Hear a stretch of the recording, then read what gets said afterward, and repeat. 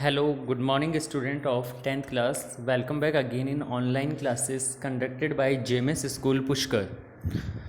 Last video lecture में हमने chapter number 10 electric current के कुछ टॉपिक्स पढ़े थे। एमीटर, वोल्ट मीटर और कुछ इलेक्ट्रिकल सिंबल्स हमने पढ़े थे। आज हम पढ़ेंगे Ohm's law. This law was given by German scientist George Simon Ohm in 1826. ये law German scientist George Simon Ohm ने दिया था 1826 में। According to this law, potential difference between two ends of conductor is directly proportional to the electric current flows through it. इस law के according potential difference किसी conducting wire के terminal and के बीच में पोटेंशियल डिफरेंस उसमें से flow होने वाले करंट के डायरेक्टली प्रोपोर्शनल होता है। इसका क्या मतलब हुआ कि अगर हम करंट की वैल्यू इंक्रीज़ करते हैं या डिक्रीज़ करते हैं तो वोल्टेज भी उसी रेशो में इंक्रीज़ या डिक्रीज़ होता है। ठीक है, अगर हम करंट की वैल्यू इंक्रीज़ करेंगे तो वोल्टेज भी ऑटोमेटिकली इंक्रीज़ हो जाएगा, और अगर हम करंट की वैल्यू को डिक्रीज़ करते हैं तो वोल्टेज भी डिक्रीज़ हो जाता है। इसलिए V is directly proportional to I, ये ऐसा लिखा जाता है। ठीक है, यहाँ पर जो ये सिंबल दिखाई दे रहा है V और I के बीच में, ये डायरेक्टली प्रोपोर्शनल का साइन है। जैसे आपने ये साइन 9th क्लास में भी पढ़ा था, आपको याद होगा ग्रेविटेशनल वाले चैप्टर में, है ना। आपने पढ़ा था ना ग्रेविटेशनल वाले चैप्टर में, the gravitational force between two object is directly proportional to the product of their masses and reciprocal और inversely proportional to the square of distance between them। ये साइन आपने वहाँ पर भी पढ़ा था। तो वैसे ही इस साइन को यहाँ पर डायरेक्टली प्रोपोर्शनल या सिंपल प्रोपोर्शनली कह सकते हैं हम। V is equal to I R. जब ये प्रोपोर्शनल का साइन हटाते हैं तो एक कांस्टेंट आता है आई आर। ठीक है, जैसे वहाँ पर ग्रेविटेशनल कांस्टेंट था, यहाँ पर ओम्स लॉ में आर कांस्टेंट आता है। आर एक प्रॉपर्टी होती है मटेरियल की, इंटरनल प्रॉपर्टी। ठीक है, किसी भी मटेरियल में एक रेजिस्टेंस ही पाई जाती है। रेजिस्टेंस क्या होता है ये हम पहले भी पढ़ चुके हैं। किसी इलेक्ट्रॉन्स के फ्लो को रोकने की टेंडेंसी क्या कहलाती है? रेजिस्टेंसी कहलाती है। ठीक है, तो V is equal to I R. R यहाँ पर रेजिस्टेंस होता है, कांस्टेंट होता है। कांस्टेंट होने का मतलब हर मटेरियल के लिए रेजिस्टेंस कांस्टेंट होगा। R is equal to V upon I. अब इसकी एसआई यूनिट हम यहाँ से निकाल सकते हैं। वी की एसआई यूनिट आपको पता है, वी क्या है? पोटेंशियल डिफरेंस, जिसकी एसआई यूनिट वोल्ट होती है। आई इलेक्ट्रिक करंट, इसकी एसआई यूनिट एम्पियर होती है, ये आप पहले पढ़ चुके हो, वोल्ट पर एम्पियर। इसको कंबाइंडली हम क्या लिखते हैं? ओम लिखते हैं। क्या लिखते हैं? ओम। तो आपको याद रखना है रेजिस्टेंस की एसआई यूनिट ओम होती है। एग्जाम में पूछ ली जाती है, write the SI unit of resistance. Ohm. Resistance क्या होता है ये आप पहले भी पढ़ चुके हो, 1 ओम। अब 1 ओम को कैसे डिफाइन करेंगे? जैसे इससे पहले हमने 1 एम्पियर और 1 वोल्ट को डिफाइन किया था। If V is equal to 1 volt and I is equal to 1 ampere, अगर V की वैल्यू 1 वोल्ट हो और I की वैल्यू 1 एम्पियर हो, when 1 ampere current is pass through a conductor on applying 1 volt electric potential. जब 1 volt electric potential allow करने पर किसी करंट में से 1 एम्पियर करंट फ्लो होता है, तो रेजिस्टेंस की वैल्यू क्या होगी? 1 ओम। क्लियर है? When 1 ampere current is passed through a conductor on applying 1 volt electric potential, then the resistance of that conductor will be 1 ohm. Clear है? एक बार वापस समझते हैं इसे। जब 1 वोल्ट इलेक्ट्रिक पोटेंशियल अलाउ करने पर, अब या अप्लाई करने पर किसी कंडक्टिंग वायर में से 1 एम्पियर करंट फ्लो होता है, तो रेजिस्टेंस 1 ओम के इक्वल होता है। अब इसका एक्सपेरिमेंटल वेरिफिकेशन हमें प्रूफ करना है कि V is directly proportional to I होता है या नहीं। Experimental verification of Ohm's law, exam में ये एक्सप्लेन करने के लिए भी पूछ लिया जाता है, लॉन्ग टाइप क्वेश्चंस जो होते हैं उनमें। In this experiment we make an electric circuit, इस एक्सपेरिमेंट में सबसे पहले हम एक इलेक्ट्रिक सर्किट बनाते हैं। ये सर्किट कैसे बनाना है मैं आपको समझाऊंगा अभी, पहले पढ़ लेते हैं इसको।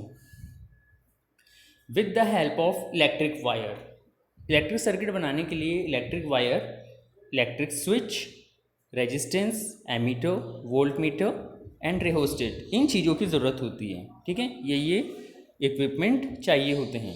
Ammeter is connected in series and voltmeter is connected in parallel to the resistor, resistor means यहाँ पे रेजिस्टेंस ही है। ठीक है, हमने ये पहले भी पढ़ा था जब हमने एमीटर और वोल्टमीटर के बारे में पढ़ा था। एमीटर क्या करता है, करंट की वैल्यू को मेज़र करता है, और वोल्ट मीटर वोल्टेज मेजरमेंट का काम करता है। वोल्टेज मतलब potential difference between two end of wire. ठीक है, तो एमीटर को हमेशा सीरीज में अटैच किया जाता है और वोल्ट मीटर को हमेशा पैरेलल में अटैच किया जाता है रेजिस्टेंस के। ठीक है, when we change the electric current with the help of rheostat then electric potential is also change. हमें पता है कि जब हम रिहोस्टेट की हेल्प से करंट की वैल्यू चेंज करते हैं, रिहोस्टेट क्या करता है, करंट कंट्रोलर है, it's mean it control the amount of electric current, ये करंट की वैल्यू को कम ज़्यादा कर सकता है। तो जब हम रिहोस्टेट की हेल्प से इलेक्ट्रिक करंट को कम या ज़्यादा करते हैं तो उसी रेशो में वोल्टेज भी क्या होता है, इंक्रीज और डिक्रीज होता है। ठीक है, when we change the electric current with the help of rheostat then electric potential is also changed. We calculate the amount of current by ammeter and potential difference by voltmeter. तो इससे हम ammeter की help से electric current और voltmeter की help से potential difference calculate कर लेते हैं। अब इसका सर्किट डायग्राम हम कैसे बनाते हैं, सबसे पहले देखो सर्किट डायग्राम बनाने के लिए आपको क्या करना है, रेजिस्टेंस बनाना है। देखो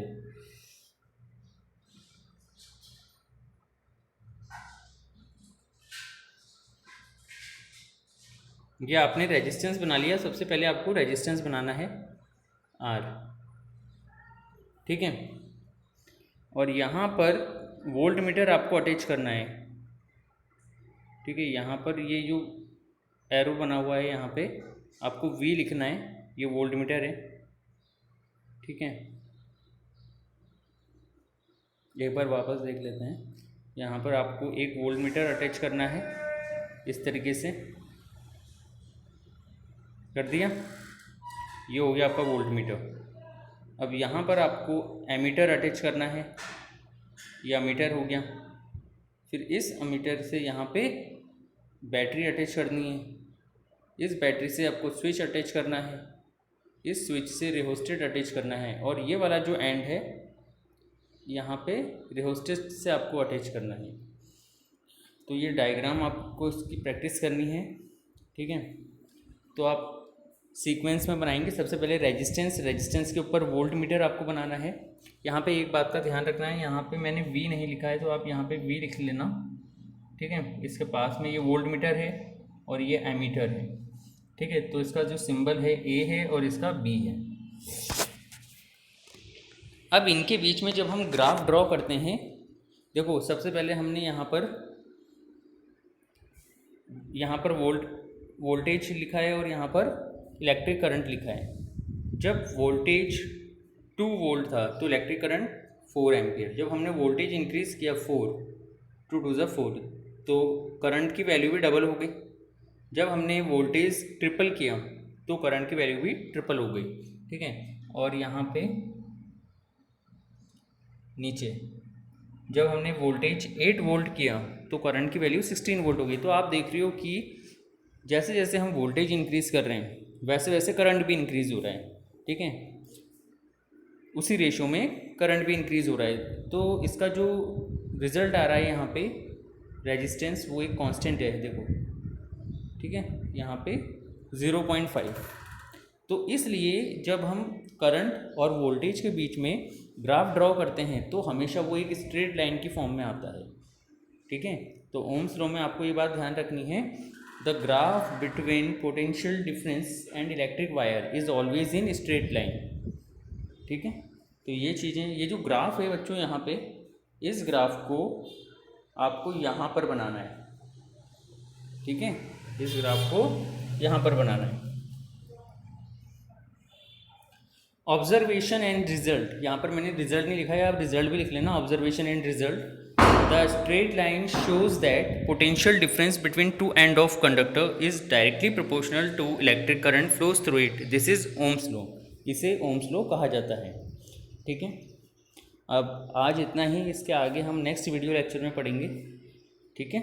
तो जितना वर्क रहा है इसे आप नोट कर लीजिएगा, इतना भी काफ़ी है। Okay, thank you.